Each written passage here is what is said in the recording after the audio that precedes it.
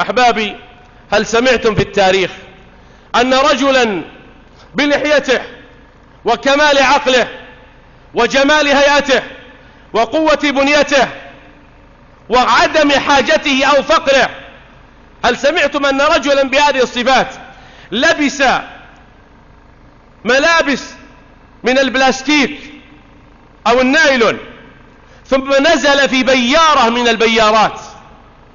سمعتم بهذا؟ أحد يتصور هذا؟ أحد يتخيل أن هذا يقع؟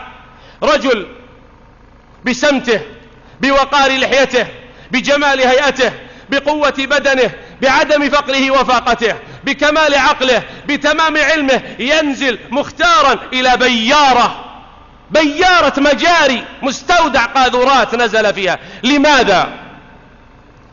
لأنه كان رئيسا لإحدى مراكز الهيئة وحقق مع أحد السحرة، ولما أوسعه أدبا اعترف الساحر أنه لا يتعامل مع السحر إلا برمي المصاحف في القاذورة، في البلاعة، في البيارة. قال: كم رميت من المصاحف؟ قال: كثير لا أدري.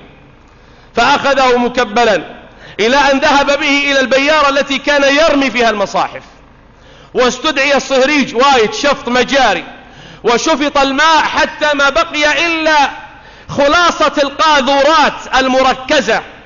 فنزل رئيس الهيئة مع زملائه كلهم يتسابقون، فنزل بنفسه والكمام على أنفه وفمه وأخذ يقلب. قال: والله ما غابت الشمس إلا وقد أخرجنا جميع المصاحف من البيارة.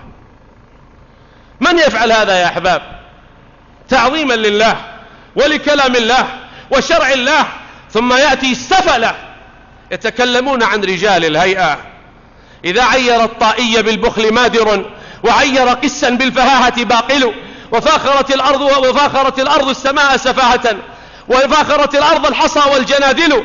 وقال السهى للشمس: أنت ضئيلة. وقال الدجى: يا صبح لونك حائل. فيا موت زر إن الحياة ذميمة، ويا نفس جدي إن دهرك هازل.